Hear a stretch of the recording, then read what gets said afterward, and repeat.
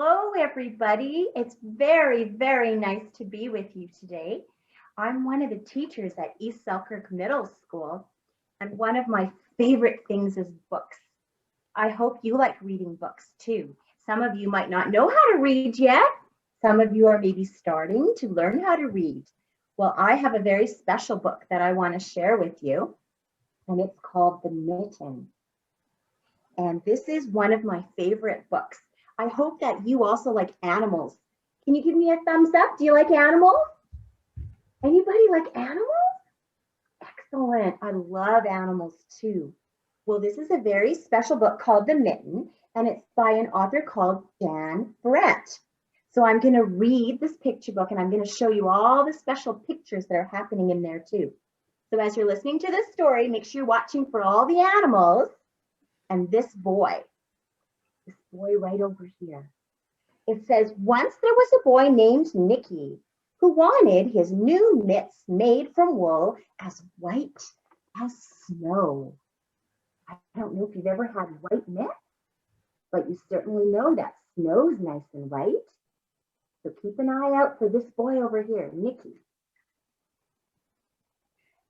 First, his grandmother, Baba. I have a Baba. I don't know if you have a Baba. Baba did not want to knit white mittens. If you drop one in the snow, she warned, you'll never find it. But Nicky wanted snow white mittens. And finally, Baba made them. Can you see Baba? She's in her special chair, knitting away. And there's Nicky. Can you spot Nicky? There's Nicky. Hey. After she finished, she said, when you come home, first I will look to see if you are safe and sound. But then I will look to see if you still have your snow white mittens. So off Nicky went, and it wasn't long until one of his new white mittens dropped in the snow and was left behind. Let me see if you can see. Can you find the mitten that fell? Way in the snow out by the tree. There it is. Oh, can you see one of the animals? Let's get ready. A mole. Tired from tunneling along, discovered the mitten and burrowed inside. It was cozy and warm, just the right side. So he decided to stay. Take a good look. Can you find him?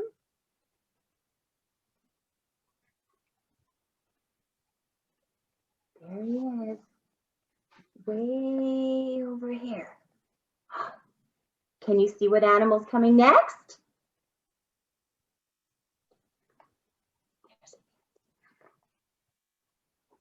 A snowshoe rabbit came hopping by.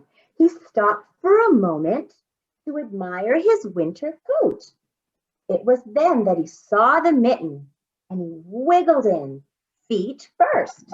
The mole didn't think there was room for both of them, but when he saw the rabbit's big kickers, he moved over. There they are, cozying up. Look at Nicky, he's just playing away. Can you see the animal that's coming next? Next, a hedgehog came snuffling along, having spent the day looking under wet leaves for things to eat. He decided to move into the mitten and warm himself. The mole and the rabbit were bumped and jostled, but not being ones to navigate with someone covered with prickles, they made room. There they are, all cozy.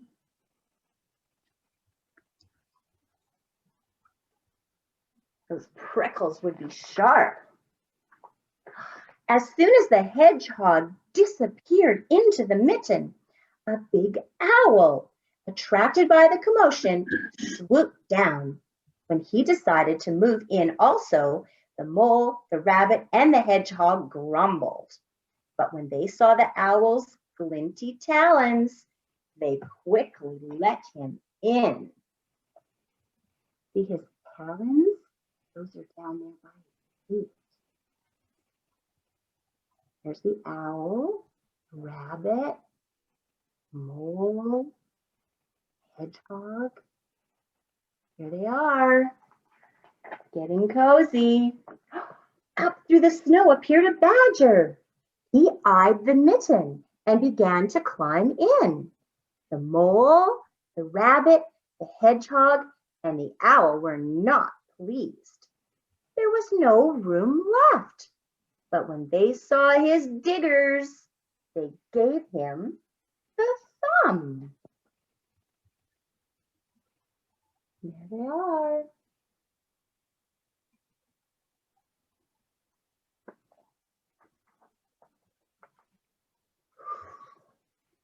Look at that one. You know what that is? It started snowing, and the animals were snug in the mitten. A waft of warm steam rose in the air, and a fox trotting by stopped to investigate. Just the sight of the cozy mitten made him feel drowsy. The fox poked his muzzle in, that's his nose. When the mole, the rabbit, the hedgehog, the owl, and the badger saw his shiny teeth, they gave the fox lots of room.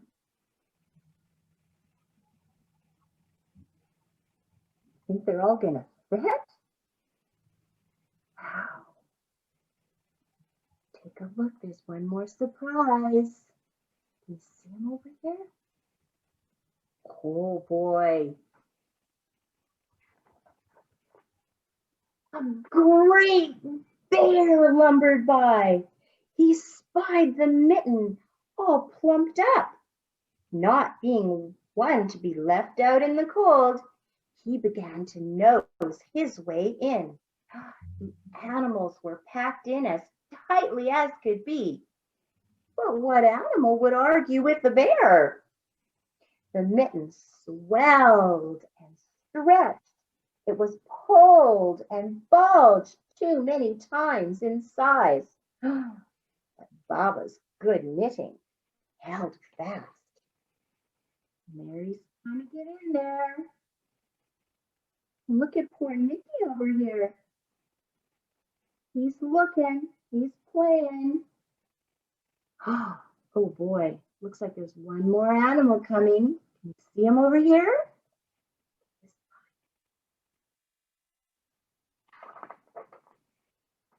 Along came a meadow mouse, no bigger than an acorn. She wriggled into the one space left and made herself comfortable on top of the great bear's nose. There they are, nice and cozy. Uh-oh, what happened to Nicky? Do you think he knows he lost a mitt? Let's find out. Oh, the bear, tickled by the mouse's whiskers, gave an enormous sneeze. You want to sneeze with me? Achoo!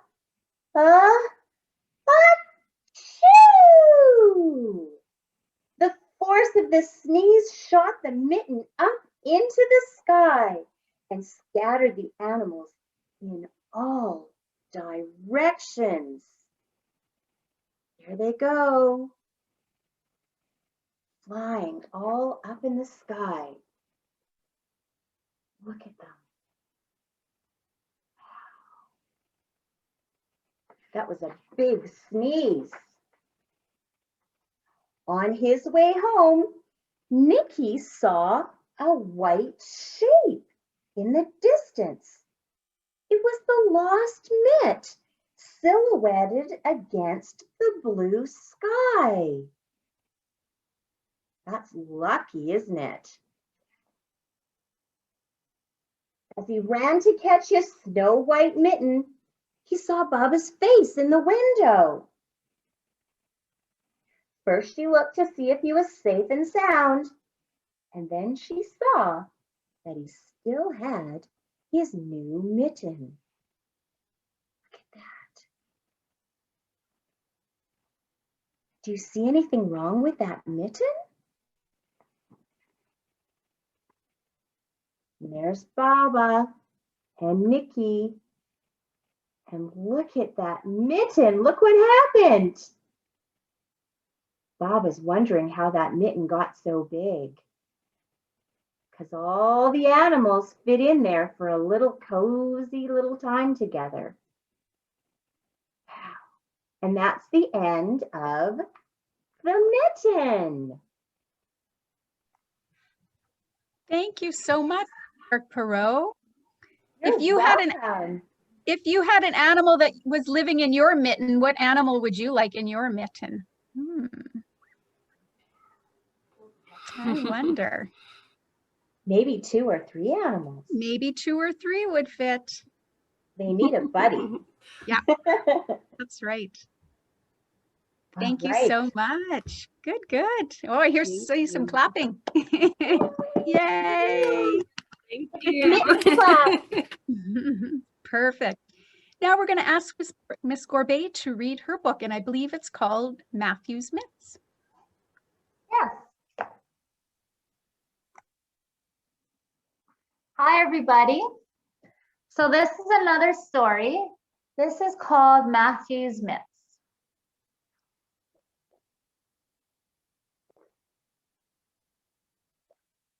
There's some pictures, and it says, it was recess. Mathew had lost his mitts again. His teacher, Mrs. Plum, was mad again. You are always losing your mitts, she said. I don't lose them, said Mathew. They get lost.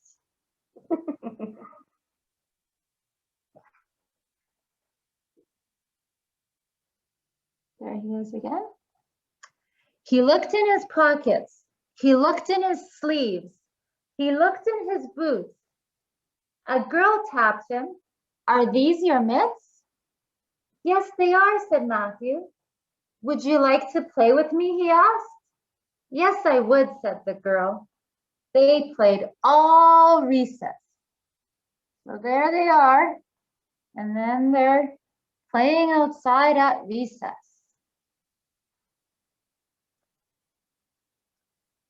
At noon, Mathew lost his mitts again. His teacher was mad again. My mitts got lost, said Mathew. He looked in his pockets. He looked in his sleeves. He looked in his hat. He found one, but where was the other one? And there they are, looking for the mitt. Where is the other one?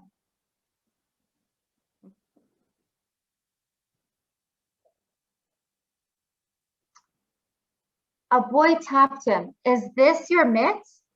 Yes, said Mathew. But where are your mitts? I don't have any, said the boy. Use one of mine, said Mathew. I'll wear one and you wear one. Put one hand in your pocket. We can play together. They played until it was time for school. And this was them outside playing. They even made a snowman. It was time to go home, and Mathew had lost his mitts again. His teacher was mad. Don't you ever look after your mitts, she asked. All the time, said Mathew.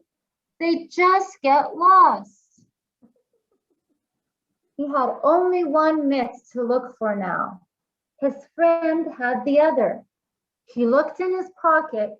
He looked in his sleeve. He looked in his books, and he looked in his hat. No mitts. Sorry, he was looking in his boots, not his books, in his boots.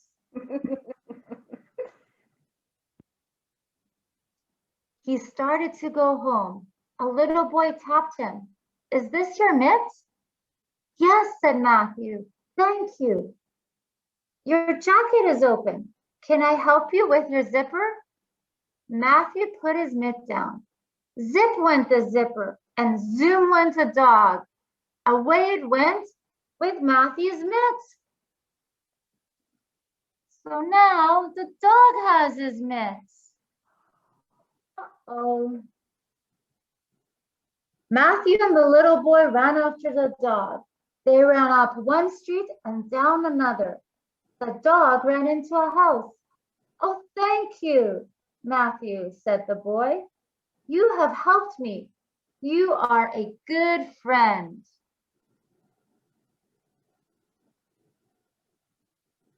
Mathew walked up to the house. He tapped the door. A lady with white hair opened the door. Mathew smiled. Your dog has my mitts. Yes, but only one mitt, and it has a hole in it, smiled the lady. Mathew told her about his mitts. He told her that each time he lost a mitt, he found a friend. My dog needs a friend, the lady said. Would you please take him for a walk? Mathew put a rope on the dog's collar. Hold tight, said the lady. I don't want him to get lost. And so there they are. And they're going to go for a walk. Uh-oh, but look what's happening. There's Mathew, and there's the dog. Mathew held on to the rope with both hands. They walked up one street and down another. Mathew looked at his rope. He looked at his mitts. His mitts needed a string too. Then they wouldn't get lost. So Mathew's got a good idea. They took the dog to his house. The lady gave Mathew 2 mitts. Here are 2 mitts from 2 new friends, she said. But don't lose your friends as often as you lose your mitts. I won't lose my mitts anymore, said Mathew, because I'm going to put a rope on them, just like your dogs. Then I can keep my mitts and my friends. So he's going to put a rope on his mitts so that they don't get lost. And there they are. And there's the dog right at the bottom. The end. Thank you so much. That was